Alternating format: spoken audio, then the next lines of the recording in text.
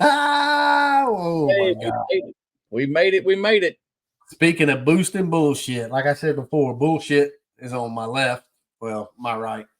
You're right. And the other boost is MIA. We're trying to work it out. Sorry about that, guys. We had some technical difficulties. Steve dropped his beer on his computer and fried everything, so we had to like reboot everything and get everything going. Jeff, we're not sure where he's at. He's lost in Indiana somewhere. Um, I don't know what's going on. So tonight we got a good show, boosting bullshit coming up. Mr. King is of course. Quit! Don't drop your beer on it again, please. I can't. I done messed everything up. There he come. There There he is. Hello. Oh my God! What happened Technology. to you? Yeah. The bullshit went to the other side. Bullshit with the other side. So now bullshit on your left, boost on your right, and something else in the middle. So Yep, that we done it. We mess up the computer program, but we're here. We made it. Yep. So No this echoes. is what I call our hump day special, kind of between races, nothing special going on anywhere. PDRA's coming up. We don't really have anything prior to that. Have you two ladies been out testing or anything, or just working?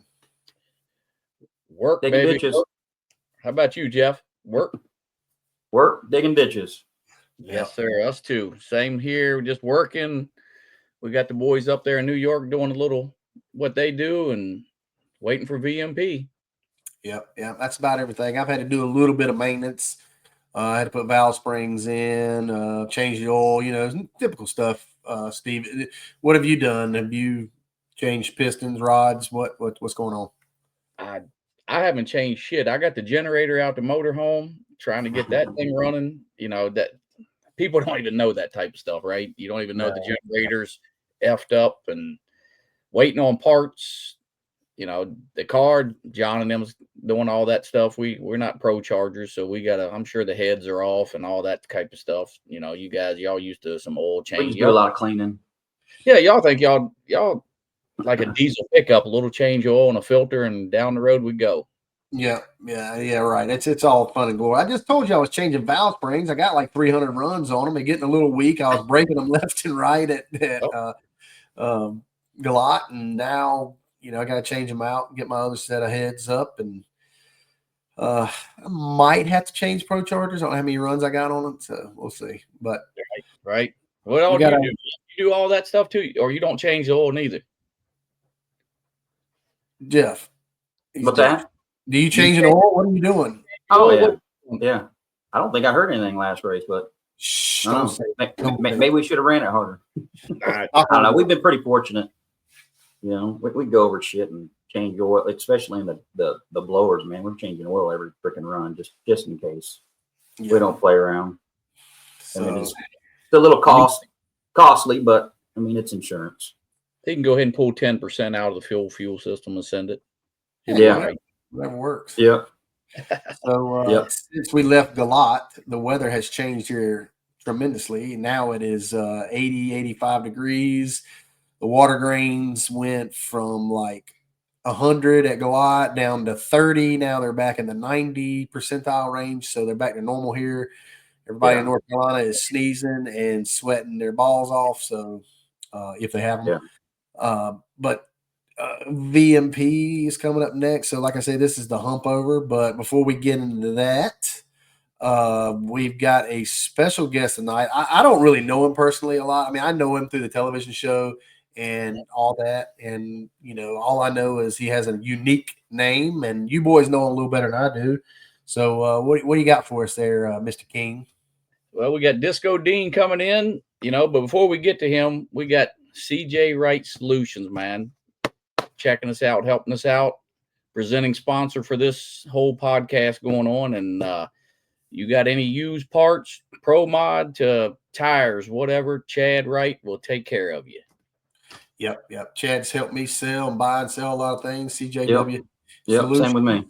Yep. If anybody, he's kind of like the modern day Racing Junk. If Racing Junk was a person, Chad Wright would be him. So he's coming on, and I guess we're gonna bring in old Stinky Pinky in here. And he's coming into the house.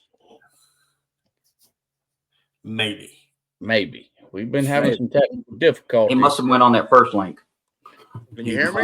Yeah. Oh, there. I hear somebody. We hear you.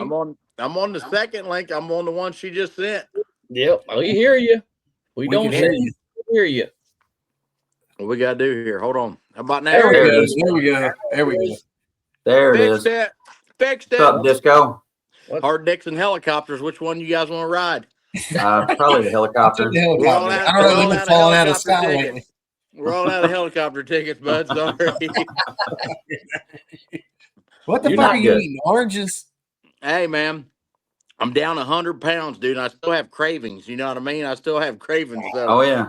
I've been Yeah. eating these. We go to the store, his local store, and they already pre-peel your little Clementine oranges. Oh, Come in that's this the little shit. $6 bucket like this, and me and the old lady will bash like 2 of these a night. Oh yeah. Shit, I'd It have beats heartburn. eating that quart of ice cream instead. You know what I mean? Is that, that's is, the that difference. is that because of the new rule package or because you're doing it for you? Well, number one, I wanted to do it for me, and you know, we always weigh heavier than you guys because we're still roof and quarter. You know what I mean? So, like last year, the Cadillac weighed I weighed 369 pounds, somewhere around there, 359, 369. And my car would come in at like 2780, 2790, somewhere in there. So I'm down 100 pounds now. And then the Firebird's about 120 pounds lighter than new car. So, I mean, I should be picking up about 600-700s just by same tune up, same everything, hopefully, you know? There you go. So now I'm just trying to maintain basically. And I really want to get down to about 228, be my fighting weight, but I don't know if I'll make it there this year. I'm just slowly, you know, I'm down to where I'm losing like a pound every 2 months or something now. You know, it's really drastically slowed down now, but I feel way better and, you know, can move. I'm agile. I can do shit now. You know what I mean? Yeah. Like a cat. Yeah. Yeah. If I could lose 25 pounds, I'd probably beat Steve again. Shit, I can take a shit and lose 25 pounds. Damn, that's easy, dude. What are you talking about? Like somebody should tell you when you turn 40, things go to shit. So Ooh, Yeah. that's the Downhill. truth. You got Downhill. metabolism goes right out the window with age, dude. Like right out the window. That's a fact. Yeah. That's awesome. 100 pounds off. That's pretty serious. Thank you. I appreciate it. So you guys have no weight rule now, right? Dude, it's gonna turn into balls to the wall, everything. I mean, everybody's already doing dual power adders. Like everybody I talk to has got nitrous procharger, nitrous screw blower. You know what I mean? So it's gonna be, I mean, nitrous and turbo. It's gonna be AWOL out here, dude. I mean, Have they been running them like that? I only know 2 people that's tested. I didn't get any numbers of what they done. But again, you know, with the surfaces we run on compared to what you guys run on, it's kind of the equalizer. We can show up and it can just be dog shit, or we can show up and it can be like Galot or Alabama. You know what I mean? And then you just totally get stuck. Like, what do we do with traction? And all of a sudden you stick the tire at something we're never used to. We're used to making wheel speed all the time. We can generate wheel speed all the time. It's making the car move after you get the wheel speed, you know? So here's what I think. Obviously, you know, my budget isn't like not that it's, you know, I don't have a bad budget, but you know, you've got your guys that have unlimited budgets, you got your guys that are tight budgets, you know how it is. Same stuff you guys do, you know. Let's say Ryan Martin's probably got one of the best budget and he's got one of the best teams because he does the most practicing, the most testing, you know, and it takes money to test, takes money to race. And when you have a budget like that and you learn what you can do on a shit service and you can also learn what you can do on a fast service, it's hard to beat somebody like that. But I don't need to show up with 4,000 horsepower if we go up there and the track looks like a Kmart parking lot.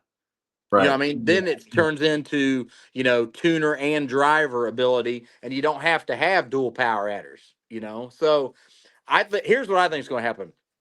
I think we're going to show up in Bakersfield, and I think the track is not going to be as good as what everybody thinks it is. And everybody's got dual power adders for the first time. And I think everybody's going to try to rotate the earth. And I'm just going to go with my normal Jeff Pierce tune-up with a car that's 120 pounds lighter and just do my normal gig. You know what I mean? And just see where I land until they get a handle on the dual power adder. Now, if we show up and this thing's, you know, stickier than damn Alabama or South Georgia, you know, then I'm probably going to be in trouble right off the bat, you know? Oh, yeah. I'm curious on the longevity of the dual power adders too. Yeah. Well, you know, here's 2 things you can do. You know, a couple people on screws already going to 125 over. So you can go to 125 over, as you guys know. You can run the blower to the max, but then you could also decrease RPM, right, and run the blower at higher overdrive. And then your cycle life on your valve springs, valves, and stuff like that will be a little better.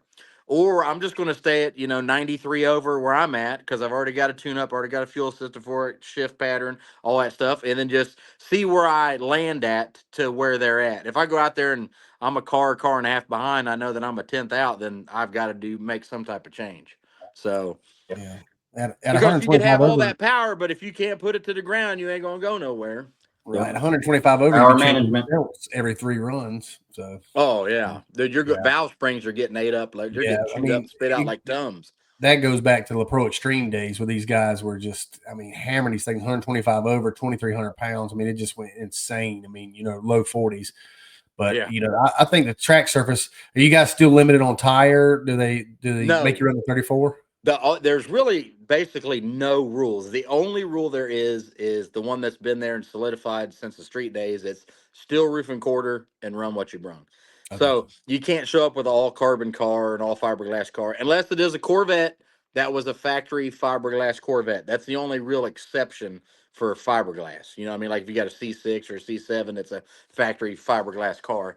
Other than that, it's got to have steel roof and quarters. You can have any tire size, any power adder, any wheelbase. It doesn't matter this year. Besides steel roof and quarter. And they got you guys traveling all over the place this year. Look, God, I looked at the damn schedule. I was like, is this NASCAR? What is this? You're zigzagging everywhere. Yeah, it's kind of like what was that circus back in the day when we were kids? What was them guys out of Florida? Ringling Brothers. Ringling, right? Yeah. Just point and shoot. And we go to California, now go over here to Virginia, now go up to Canada, now come back to North Carolina.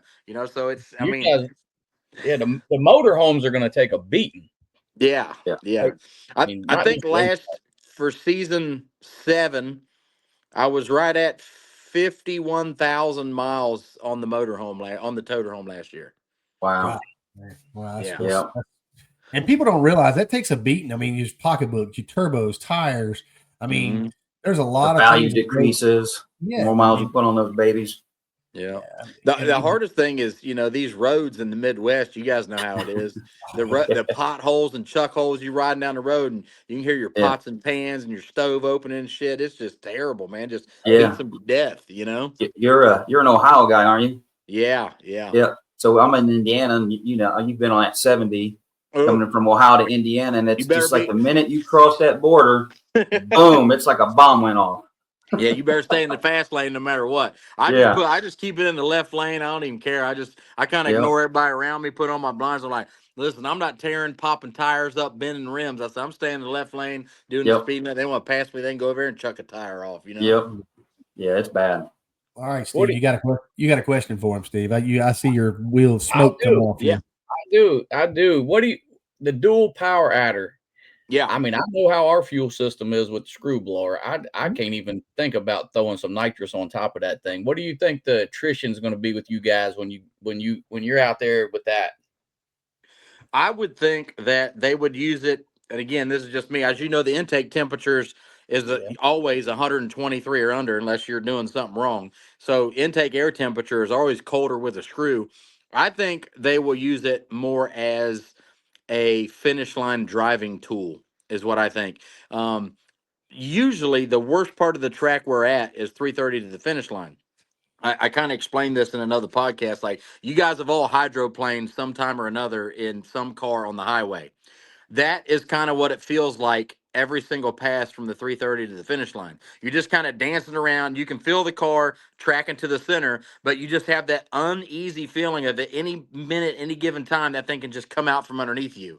But I think what makes it where we don't have a lot of crashes, as you know, is because there's not as much traction. So there's not a real defined groove down there for a tire to get out of and get locked up in when it comes out. You see all those cars make instant left-hand turns or instant right-hand turns. When you get one tire out of the groove and one in the groove, that's what's going to happen. It's going to instantly turn left or right. And since there's not as much traction down there, we spin the tire all the way down the track. It's like a controlled spin down there. And sometimes I think that is the actual cushion that allows the car to dance around and not actually hook and turn left or right.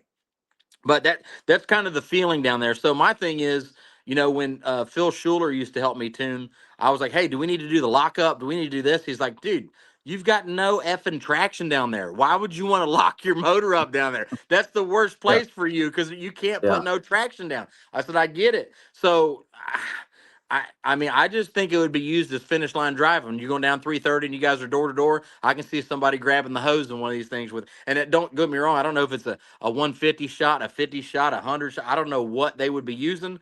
But I think it could be a finish line driving tool when you're door to door. Now, will some people get carried away with it? I think absolutely. Some of them will probably put it on a timer right off the bat. You know what I mean? And have it come on at, 250, 252, somewhere around there where your 330 is and go from there. But yeah, I mean, the good old scatter button. What I do think, from everything I've learned though, what I do think it'll do is if they put it on automatic timer on the Pro Charger cars, I think it'll make the Pro Charger car 60 foot like a screw blown car. Because the intake air temperature of a Pro Charge car, what I've seen, and I thought they were lying, it's like 300 to 450 degrees on the two-step. I'm like, how? I said, my motor wouldn't even run if the intake air temperature was that hot. So imagine if they just spray, I don't know what, I'm not very good with nitrous at all. I've done roots blower and screw blower all my life. That's all I've ever done. So I understand the principles of Pro Charging and how it works. But that intake air charge, if you just sprayed a 50 jet or a 30 jet into that intake air temperature in front of the Pro Charger, that's drastically going to bring your intake air temperature down and make way more horsepower when you let go of the button. So I think that could be a problem if the track is good to try to keep up with the Pro Charger guys right there, See, in our business, and what we do, Pro Chargers are the opposite. We 60 harder than the screw cars do. Already? Yeah, we do. Wow. How many pounds of boost do you guys leave on? 18. That's it. So you guys kind of resemble like a turbo car. 16 to 18 is it. Yeah. I think, don't quote me, at 93 over, I launch relatively low. I think I'm around 4,600, and I want to say I make 41 pounds of boost on the two-step. See, it takes us 2 seconds to do that, or a second and a half. Yeah. But we're 60 at the other end. Yeah.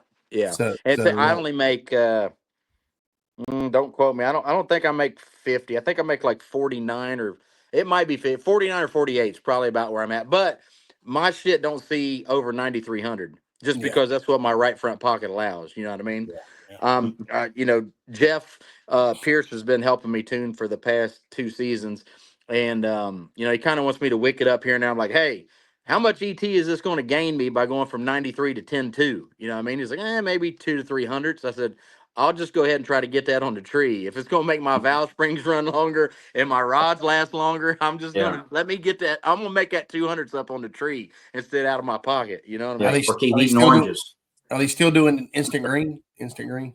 Yes. Yeah. As far as I know, there were discussions of switching it up at some races. So obviously, as you know, there's multiple style of timing systems. You got AccuTime, CompuLink, and Portatree, whatever these other ones are. So when Instant Green works on, let's say, AccuTime, its Instant Green tree is set up differently than what's the NHRA ones? CompuLink. CompuLink. It's set up completely different than CompuLink.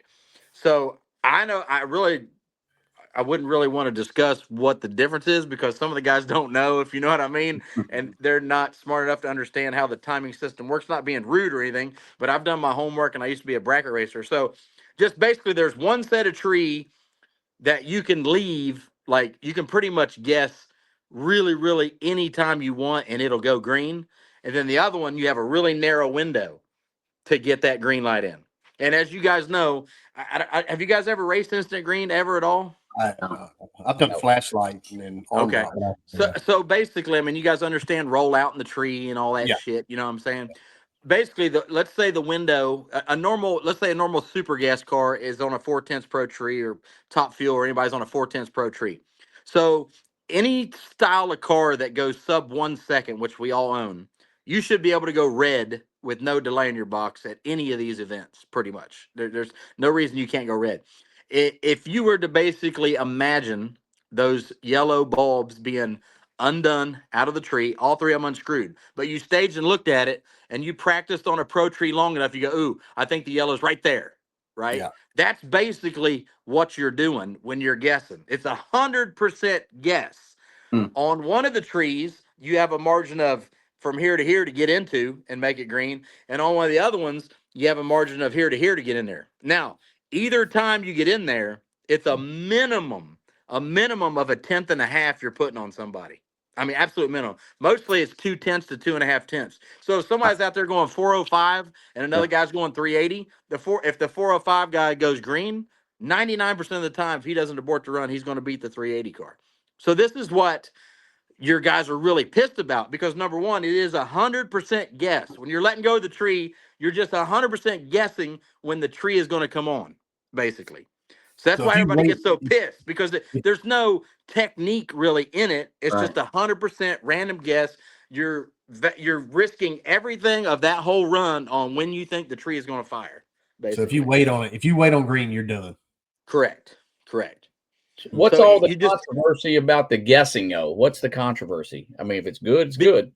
Well, here's my thing. Obviously this started off as a TV show. You know what I mean? And it's a TV show that just happens to be about racing. Well, any TV show you watch in the country, number one, you got to have characters, and number two, you got to have drama, right? Correct. Well, this is what happens. You drive your $250,000 pro mod car all the way across country, and then your other guys show up, and then you go up there first round, right? And the guy you're racing, you're going, I don't know what you guys, I know some of you guys go 350s, 360s, whatever. So say you're sitting top half of the field, you're going 358, 362, right? You're like, hi. First round, you draw some duck that barely got in and went 371, right? You're like, I don't have to do nothing here. Well, this guy goes up here and just randomly guesses 100%, no type of any type of practicing, no type of education. It's just 100% guess. He goes green and he goes out there and beats you by half a car, and you still make your 350 something pass. And you're like, what the fuck, man? That was a random guess. That you feel like you got robbed. You know, but guess what? On the same token, you could have let go on thin air just like he did too. But are you willing to risk your 350 pass on thin air and turning it pink? You know what I mean? When you know you got a car that's going to go A to B and go 350, 360. So that's where the people feel like they got robbed. So you got your fast guys like Ryan Martin, Kai Kelly, Murder Nova that are your top three cars. And then you got your guys like, me, Bobby DeCody, Larry Larson, all these guys that have fast cars, but we know we're not a top three car. Do you risk letting go on nothing and winning your whole round? But if you know you go by the tree and it turns green, that they're not going to beat you.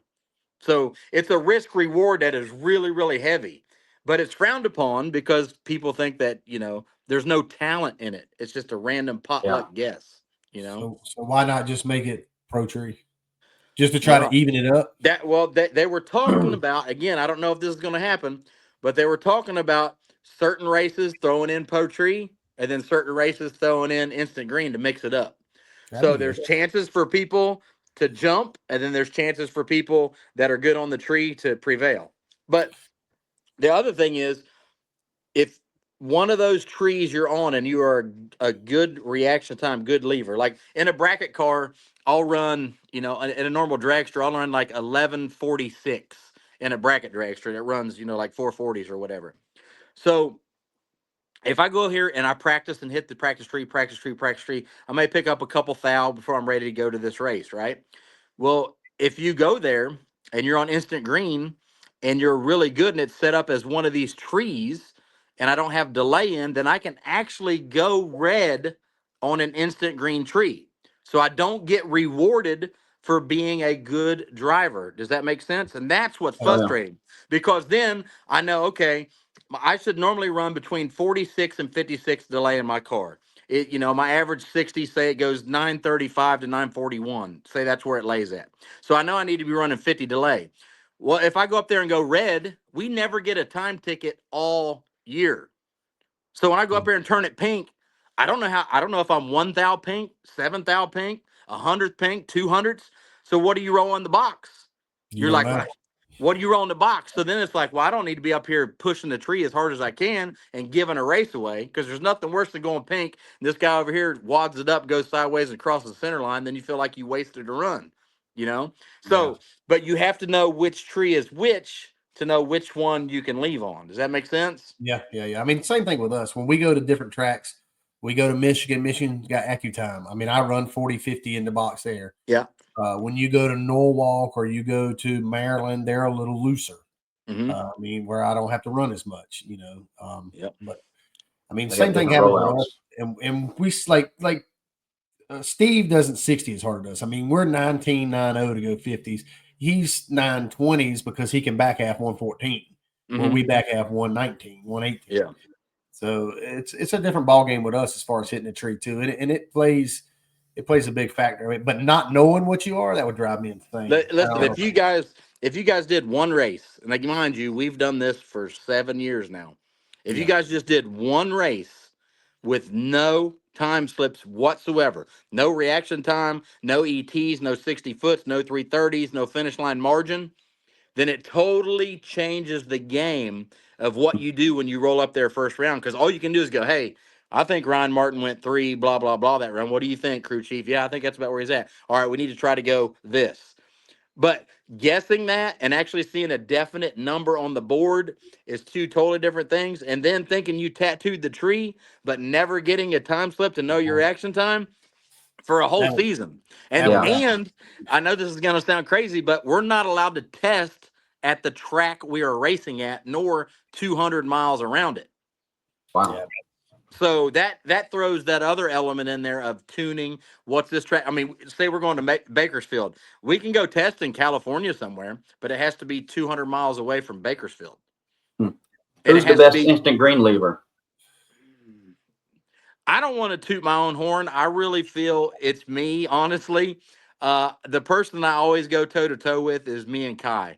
And I think if you ask Kai, he would say his biggest competitor on the tree is me. And that's just because, I've been bracket racing for a long time. And again, I'm not trying to be arrogant or anything. I just practice a lot, and I do a lot of practice tree stuff. And I really feel that I'm very competent about a tree, how a tree works, how rollout works, how delay works. And a lot of these guys, I don't think they fully understand how it works. And they don't understand because they're not getting a time slip. Yeah. If you've never really bracket raced, it's hard for those guys to understand. Correct. Like when I let go of the button and go past the tree, I can tell within about 100 to 15 where I'm at on the tree. Yeah, in bracket racing, you need to know that. When you let go of the button, you go past the tree, you go, ooh, I was 12. So you know what you can do at the finish line. A lot of these guys don't process things like that or look at it in that aspect, because their car's fast enough. They don't have to go up there and be 00 or teen every time. Yeah. They can be 40 to 50 and still get through these rounds, which I'm not taking that away from them. I mean, you still go up there and be 30 to 50 every single time under pressure. I mean, that's still saying something, but and it's so hard to try to think you're sitting 00 when like you said, when you go to Norwalk, you got to have 35 to 45 in the box. Well, you're at this track, you need 35 or 45, and you got like 32 or 33 in it. You're like, at any given time, this thing could turn on me, but I don't have a fast car this weekend, so I got to really take what I can get on the tree. They do. Yeah. That's called doing your homework, I think. Yeah. 100%. So, hey, so how do you? Go ahead. Go ahead. I was going to ask him this new whole TV show deal. How do you think it's going to work out? I mean, they got rid of some of the guys. Well, vice versa. So this is a very slippery slope for me, because some people are pissed that some people are still here. Some people's mad. Some people's not mad. Some people feel certain people deserve to be here. Basically, what happens is this was originally a TV show on Discovery, right? When you're on a TV show, there's funding from the network to create the show. In turn, if there's funding, that means people can get paid, right? Well, with the changes that's been had at Discovery, and they bought out Warner Brothers Studio, then they went into billions of dollars in debt. Obviously, when somebody goes in debt, they have cutbacks. So what they did is they paused. They didn't get rid of. They just paused a lot of these automotive shows. Like our shows, some of the gold digging shows, I'm trying to think of the other car shows they did. Some of the crab catching shows, Deadliest Catch, any of these shows that cost them an extensive amount of money to make, they put those on pause because just like any of you guys own a business yourself, everybody own a business.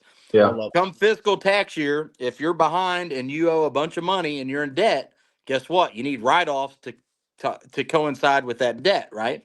So let's say this show right here about oranges cost $2 million, right? We already filmed it. It's in the cans, $2 million. Well, guess what? If we don't use this show and we just put it on pause till that fiscal year ends in the tax season, we can write this 2 million off towards that couple billion in debt. Well, guess what? Now that time's up.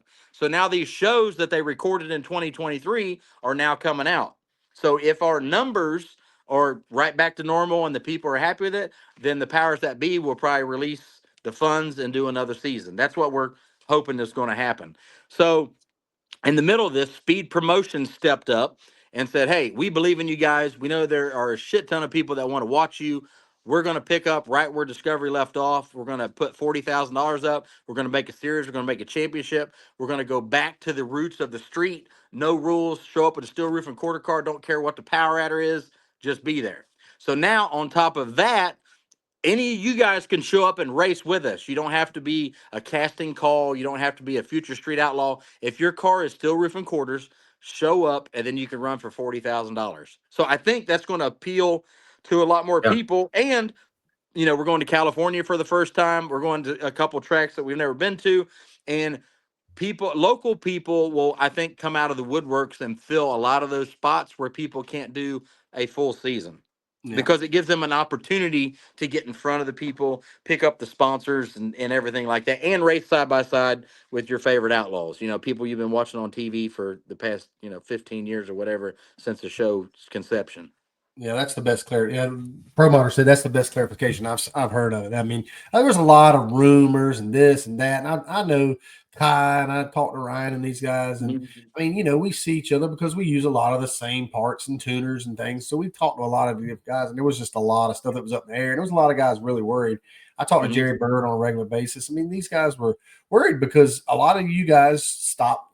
Some of you guys really stopped working your regular jobs and relying on this to try to make a living. And everybody knows, in TV land, there's money. I mean, Hollywood equals money, whether it's, a TV show or an actual movie or commercials or whatever.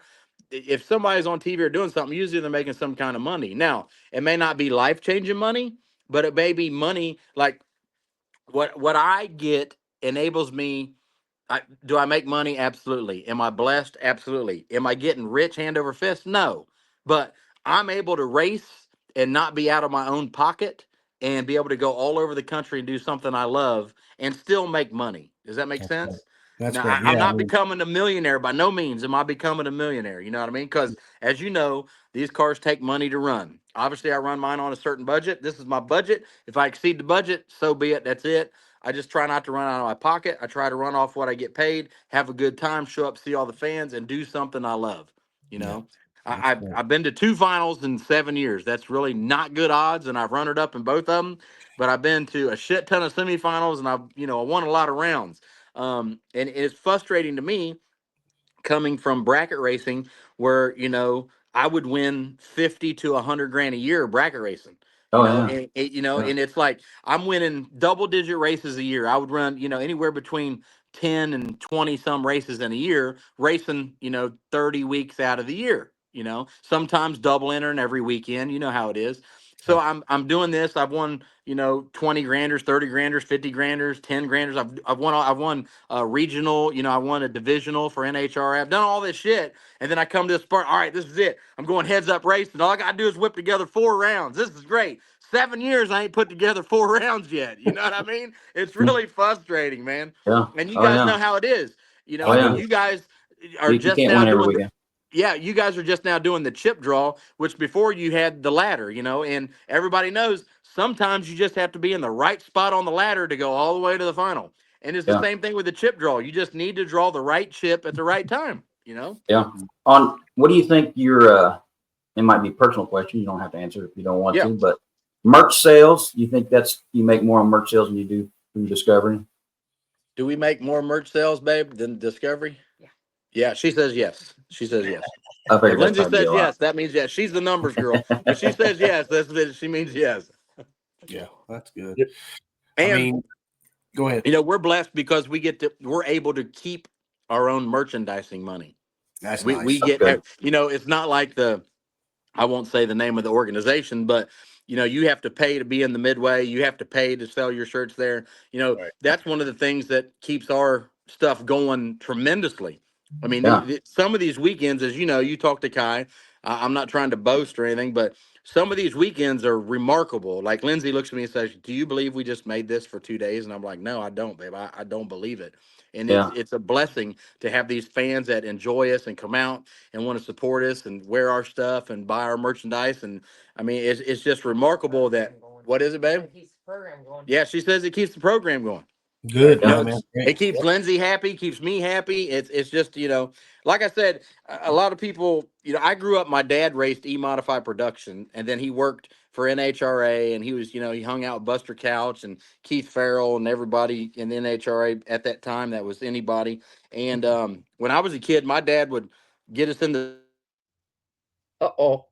No, my God, we lost him.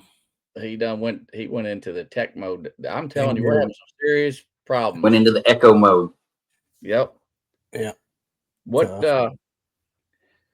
I mean, I get it with these guys. I get it with the Street Outlaw stuff. I think they got.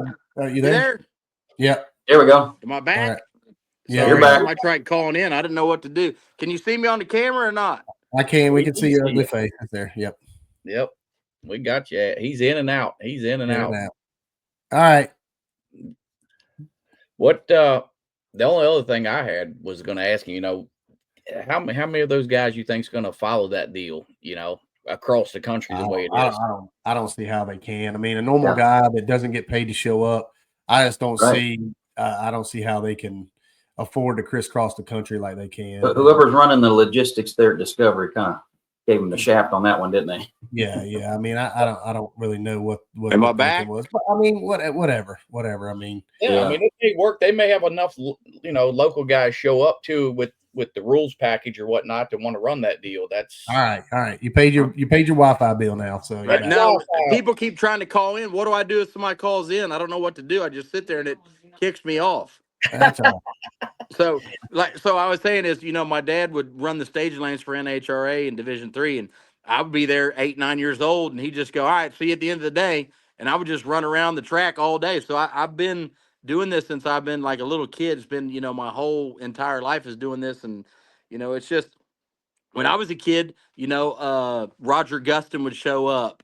2 pro stock cars would show up. You'd get, Bruce Allen and somebody'd show up, or Bob Glidden and somebody be a match race, and 2 guys with double B funny cars would show up. So, realistically, we're just that 1960s traveling group that was doing that all over. We just happen to be the blessed ones that have got the most TV time at this time. Does that make sense? Yeah. It's kind of like.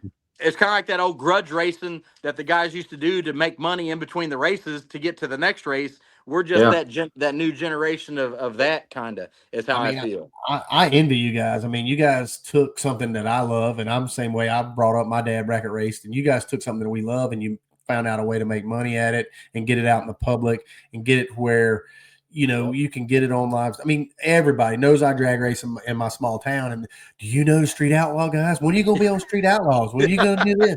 I'm like, dude, different circus. Same monkeys, different circus. So yeah. I mean, I know you guys have heard it before. It definitely brought a lot of eyes, even to the pro mod side, when Kai and everyone came over there. Mm-hmm. So that was. Are you going to? What about you in pro mod? No. Me? Yeah. The way my bank account's set up, it doesn't allow that. You gotta sell some cars. You got like 4 cars. The Firebird's light enough that I could probably do it. I was asking Jeff, because here was my thing. I got the Firebird done and it was untested, and I was going to come down there and just kind of test that weekend because Jeff was there and it's easy. But, Jeff's a great guy, but he's already tuning like 9 cars. You know what I mean? Yeah. And he's like, dude, I'm already at wit's end. I was like, all right, it's okay. And I wasn't going to show up and be some damn guinea pig with a brand new car, never been down the track, and look like an idiot when people expect you to show up and show out. So if I'm going to come down there and run something with you guys, if I would definitely be prepared and know that, you know, I'm going 60 something before I ever showed up. Does that make sense? Hey, Murder Nova did it. Yeah, exactly. You know, he did. But he looked bad too. Like everybody knew. If you know and you're in the industry, you know. Look, these guys brought a brand new car to a track, and shit happens. You know what I mean? But unfortunately, the majority of our followers are not that way. Yeah. They're like, Murder Nova showed up and he only went 371. That's terrible. Everybody's going 350s. You know, they don't understand what it takes just to go out there and go 371 with a brand new car. Yeah. You know, that's making a statement in itself. But then, you know, there's always been, you guys know, there's always been this stipulation that street outlaw guys aren't real racers, and then pro mod racers are the best, and pro stock drivers are the best drivers, and, you know, alcohol cars swap feet and all this shit, you know. And we've always been considered like a circus, kind of like nobody really took us serious. They're like, oh, those guys ain't running 3 blah blah blah on that shit surface. Well, yeah, we are, and we're going faster than that sometimes, and people don't believe it. And then by Kai going over there and doing what Kai did, solidified the majority of us that, hey, maybe these guys are the real fucking deal. You know what I mean? And it was a bold statement from Kai going over there. And when he called me afterwards, you know, he was so happy, and he's ecstatic. And me and him's best friends. We talk all the time. And I said, hey, you know what you need to do, don't you? And he said, what? I said, dude, don't ever go back. I said, win that one race and one and done. Go back, dude. And they can't take nothing away from you ever again. Yeah. He's like, man. He's like, but I'm winning. I'm winning the points right now.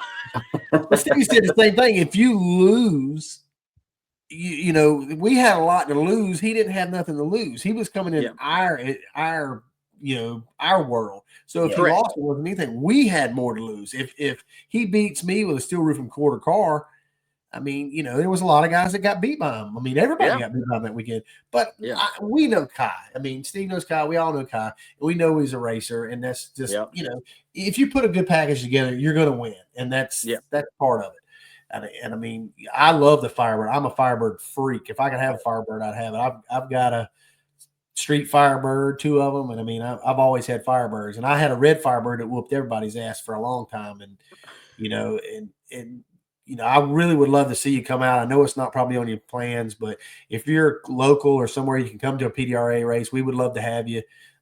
You know, we wouldn't let Steve get near you because he gets drunk, and touchy-feely and stuff. That's because he hangs out with Chad too much. That's Chad's got me. He'd think I'm the white Chad Wright, wouldn't he? Oh, God. I thought Chad was white. What the heck? Oh, Jesus Christ. All right, Disco. We'll let you go, man. We're going to talk about some VMP stuff coming up, and you guys got anything you want to ask him? No, man. That's like what pro modified should be. Yeah, exactly. I appreciate it, man. Well, we appreciate it. We'll let you get back to your oranges, lose some weight, and good luck this weekend or this week. You guys going to VMP soon? 2 of them are. I'm not. Yeah. This weekend already? 2 weeks. 2 weeks. Well, that's good because are we coming the weekend after that to you? Yes. Oh, good. Well, leave that track sticky so at least I'll feel good when I show up. It will be. Look, Chad said something about a pink taco. What the hell? That was my bracket dragster I won a shit ton of money with. It's called the Pink Taco. Oh yeah. I just figured he was, you know, being Chad. No, he loved that car. He always loved that car, Chad did. Yeah, he did. So all right, Stink. Well, good luck this year. Hey, thank you guys for having me on. Good luck to everybody. Be safe and you know, light that wind light up. Get that electricity in your lane when you go through the finish line. I appreciate it. Thanks. We're gonna be watching, guys. Well, we got all that explained, which is good. I didn't know anything about. I mean, he's pretty informational. He's homework. Yeah. He does. I mean, and to talk, and this is honest God truth. I have talked to a lot of the Street Outlaw guys, and they're all true racers. They all come from racing, or they wouldn't be there. But he was probably pretty knowledgeable as far as the tree and doing the things it takes to do the instant green. I don't particularly like the instant green. I mean, I just come from the old school. If you're going to do it, why not just do flashlight start, you know? So, well, obviously the Discovery does it just because of the drama. And like you said, the drama, that's what's paying the bills. If drama, they should come to our pits throughout the day. All we need is TV. If we had cameras in every one of our pits throughout the race, they would see enough drama for everything. I mean, that is a fact. It seems to just roll through the pits. I don't know about you guys, but my pit always has drama in it at some point. Yeah. Yeah. A lot of people don't know this, but old Rudolph there, he has like a walk-up song playlist before they pull out into the lanes. Qualifying. That's some qualifying music. Qualifying playlist. Yeah. Yep. So when I know if I'm parked next to him and I hear this playlist going on, I'm like, well, they must have called us because we're getting hyped up. I don't know, smacking each other's asses with baby oil or what are they doing? Oh Lord. Hey, we got you haven't seen all the new speakers we got, so the playlist may come on. Gene's done added a few big speakers, so yeah. Well, yeah, so that's what I got right there in my pit. So you got he's over there telling you to get the car off the jacks and do this and do that. Did you check the air pressure? Well, constant drama. But man, I can't wait to show you this backdrop eventually. I got. Oh my God, it's not happening right now, but I'm holding on to it for a few. You just hold on to that. You just hold on to that. Yeah. So we are going to cover Rockingham. We had a Rockingham, which is basically Rockingham's Pro Mod at the Rock. Rockingham's back up. They got ground, new track management. They've done a lot of work there. These guys have spent a ton of money to try to make this back where it was 20 years ago. And it was Pro Mods at the Rock. Again, I got sick. I had the flu again, thanks to one of my coworkers brought it to work. And couldn't attend, but there was some cars there. I mean, there was some fast cars there, and some of you guys come down. A lot of PDRA cars there. My man Scott Lang won against Decker. They had some oil down issues and different stuff they had in the finals. Well, to get to the finals really, really, really late. And I think they got down to the semis, and two guys decided they didn't want to run. Ed Burnley and Tony Wilson decided it was a little late, a little dewy. They didn't feel like they wanted to do it. I think Decker got to run his lip to Scott Lang. Scott Lang said, well, fuck it. You want to run? Let's run. I run. I'm not scared. And that was the definition I heard. Okay.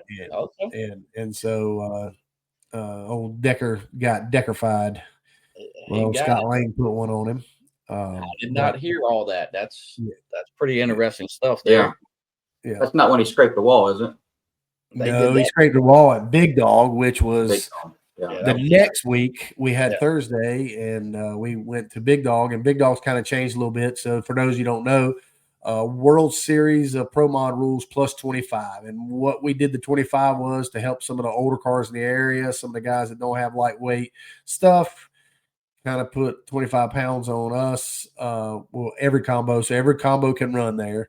Nitrous cars can weigh their normal stuff, and it was a show. How many races? Because I always hear someone going to the Big Dog. Is there like multiple races there a year? Or? Yeah, so we do the first Thursday of every month. Oh, so it's every month. Holy shit! What do they pay out? Yeah, well, here's the deal. It's $1,500 just to qualify. So you get $1,500 if you qualify, and it's $7,500 to win. And it pays round by round, which is the best. And it's 30 minutes from my house, and I've been doing it since I was a kid. So it's the best paying stuff that you can get to. And truthfully, Rockingham is too. I mean, it was good pay.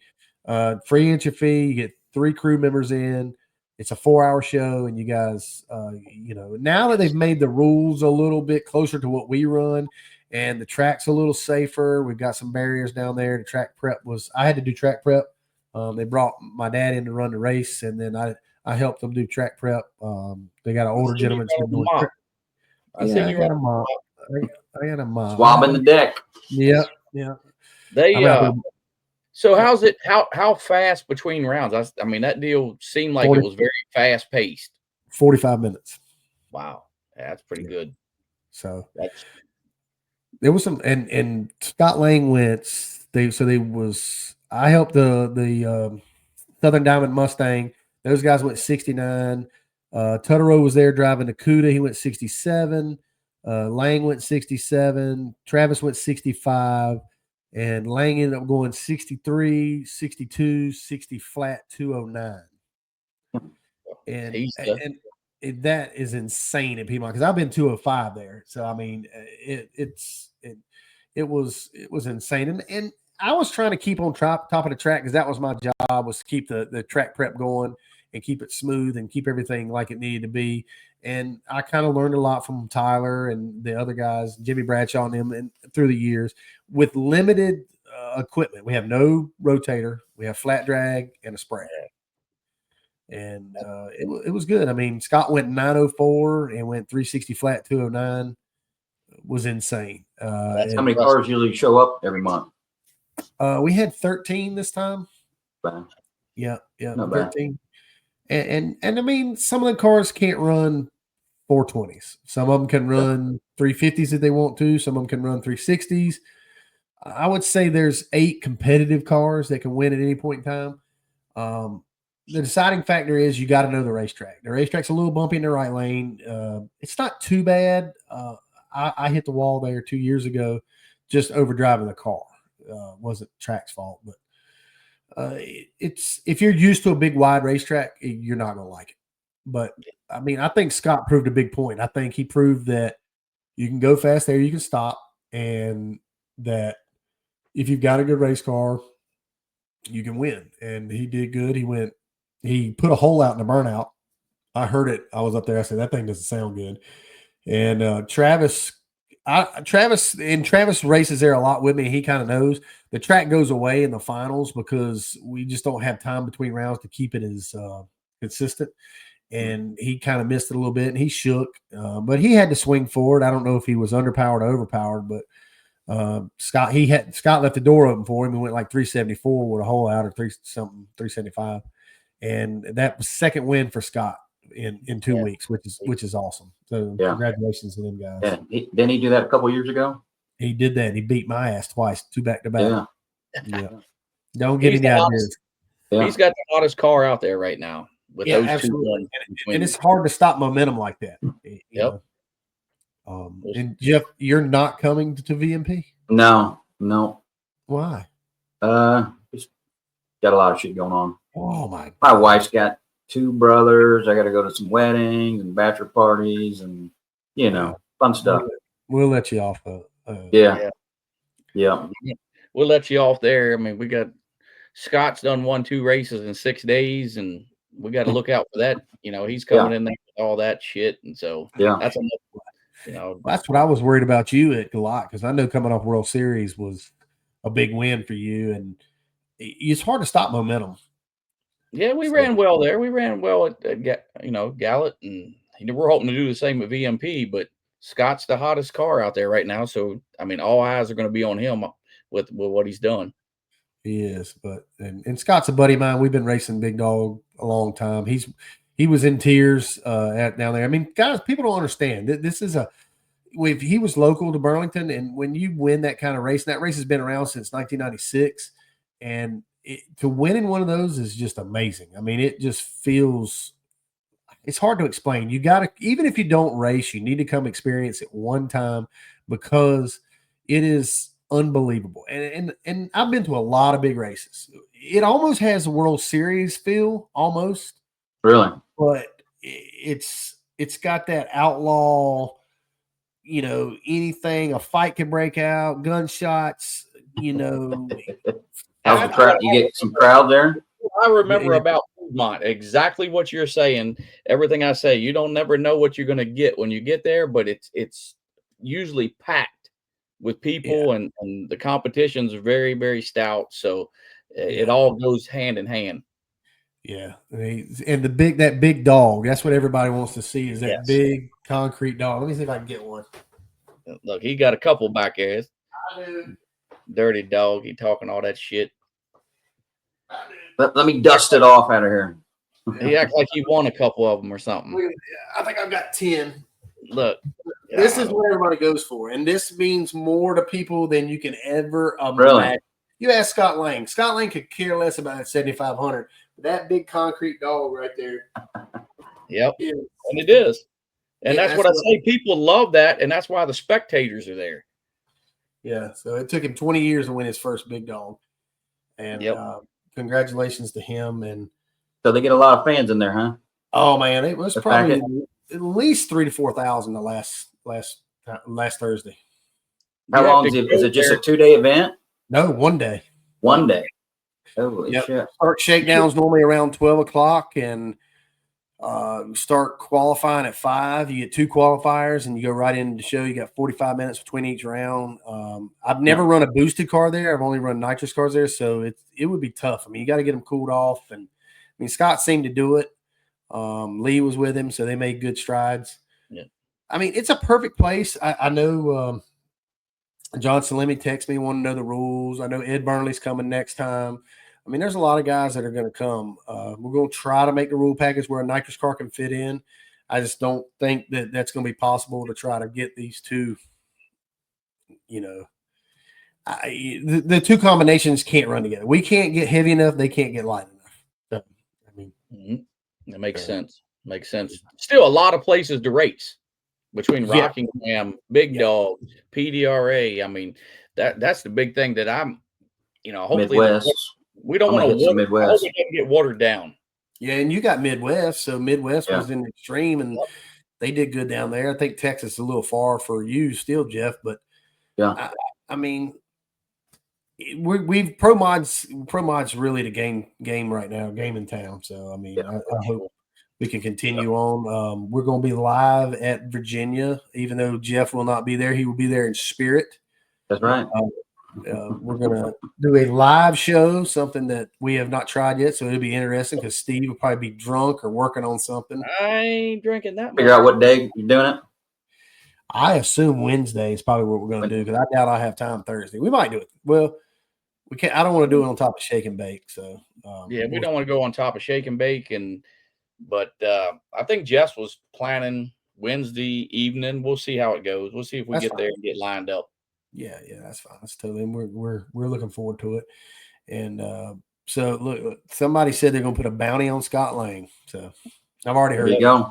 It started.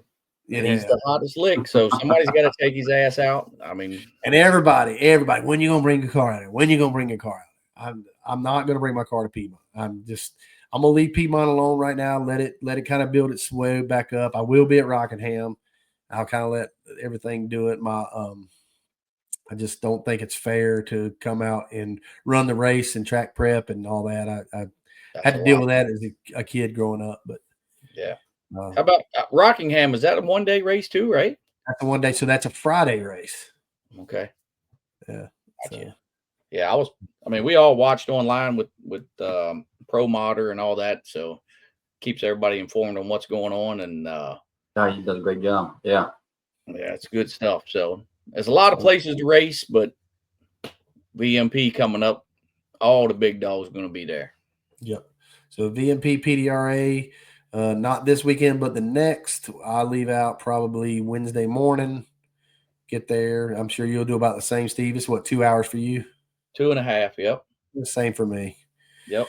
Jeff will be in his cozy little office there, somewhere, drinking something, watching us. Somewhere. Look at them fools. He'll be on the loader. I'll watch you online. Yeah. Pushing some dirt. But I mean, you've had a couple weeks off, so you should be well rested after all this. Yeah, well, I don't know. I don't know what I'm gonna do. My goal right now is to come up there and whoop your butt. I mean, I'm tired of the talking and all this stuff, and you've got the picture in the background, and that's all I heard is, I had to work on my car. I don't just ship it off and let somebody do it for me. So I hate to see you put a set of plugs in it. My Lord have mercy. It'd be a little rough. Yeah. So them damn Pro Chargers. Yep. So no rule changes I hadn't heard. Have you heard any rule changes? I haven't heard anything. Thank goodness. Probably 25 more on Pro Chargers, I'm sure. That's what I was thinking. 25 at least, maybe 50. Yeah, exactly. So, all right. We'll see how it goes. I don't know if there's really much room for change right now. Just let them rip. I really didn't think we needed the 15 pounds initially, but whatever. Mm-hmm. I mean, that's one banana split for you. Yeah, but here's the thing. We outraced the screw cars. If you look back at the data, screw cars were number one. I had one number one qualifier. I think Camp got it once, and that was it. The rest of them were I mean, screw cars. Well, I mean, what was the final four? What was the final four? It was 2 Pro Chargers and 2 screws, was it not? Yeah. Okay, we're good. All right, I'll make sure. I don't know. It's all good. I just race. I ain't making no rules. I don't want no parts of all that shit. Yeah, that's a job you don't want. No, I sure will put my input in there. If not, I'll send my dad. I'll poke him a little bit. Like, yeah, get him going. Turn him loose. Yeah, Bob will get fired up. Bob, we love you, buddy. Yeah. So, all right, guys. Well, I think that's going to be our episode 3 of Boost and Bullshit. The bullshit's in the middle right now, so he's all up in here. Yeah. So we'll have some more stuff coming up later. So stay tuned. Like I say, this is our Hump Day podcast. This is kind of in between races. We brought on Disco Dean. So don't forget, PDRA will be at Virginia, not this weekend, but the next. Yep. And we are going to be live on set. And I think Steve is going to mud wrestle a midget or something. I got a little midget. Really? Yeah. I got to see this. Yeah, it's going to be pretty important. It's going to be pretty big. I got to see that. Actually, we have a very special guest coming there. Yeah, do we? I did hear that. We'll let it out the week of. I don't want it to be a spoiler. I don't want to be a spoiler. So, yeah. We got a little. What's this Virginia paying? Which one? Is it the Virginia coming up PDRA? Is it 20 grand or? It's 10? The big one. Yeah. Oh, and we got the Travis Mills Foundation. I forgot all about it. Gosh, dang it. Somebody's going to kill me. Travis Mills Foundation, the shootout. So it got approved. We're going to do first round of qualifying, the four fastest boost cars, the 4 fastest nitrous cars will battle it out for the next 2 rounds. So the first round will be like Chicago style. So say it's me, you, and Steve, and say Melanie. Then we'll draw chips. This next round will be an elimination round, and then the finals will be the 3rd round of qualifying for $2,500, I think. Yep, I seen that. Yep, I think $2,500, and this is the Travis Mills Foundation stuff. This is a good deal. We'll be enlightening that a little more. I mean, this is a good organization for wounded warriors, wounded veterans. These guys sacrificed more than they should have for our country, probably. A lot of these guys gave up, their lives, and some gave up a little more. So we've got to give them a shout out, but this will be the first time for that. And it will, this is going to benefit them. I think there's going to be some wounded warriors there, some guys from his foundation. So that'll be good.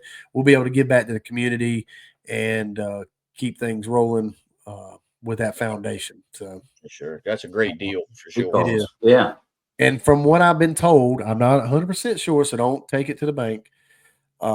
It will be a ongoing thing, so we'll continue at every race. So kind of like the boost wars and the bottle wars that we used to do, but just a little more organized racing kind of thing. So we'll go from there. But we'll see everybody at Virginia live on set. We've got a professional set coming in. Steve got some lift shoes, so if we stand up, he'll be the same height as me. Jeff got a makeup artist. Yeah, Jeff won't be. I definitely need a makeup artist. I got me a little thing to stand on, so I'm the same height. But BMP is going to be good. Big. Yeah. We're going to look professional there. We got some serious equipment coming. We do. Yep. So that's good. And we got to figure out where you're going live at. Whose pit or just. I don't know. Who knows? We might do it one of the weeks. Hell, I'll do it on the starting line if I can. There you go. Cool. So we're just learning this podcast shit. I don't know about you, but we're just learning this. And I've had a lot of good feedback off of it. Some people watch it. Some guys say they were listening to it, and they want to put it on Spotify so they can listen to it going down the road. Right. So shout out to ET Edits. She's been putting in the time in it. We should have some merch by then with Boost and Bullshit. So we'll kind of go from there. And Jeff, you got anything you want to say before we leave? Nothing right now, man. Looking forward to the live. He's good. Awesome. He's down in the dumps. He ain't coming to the races, so he's down in the dumps. Yep. I'll be watching. All right. Well, King, as usual, it's been a pleasure, and we'll see you guys next time at BMP. Yep. Good luck to you guys. Yep, and appreciate it. We'll keep you informed. Peace out. Boosting Bullshit. All right. We'll see you guys. Bullshit's out.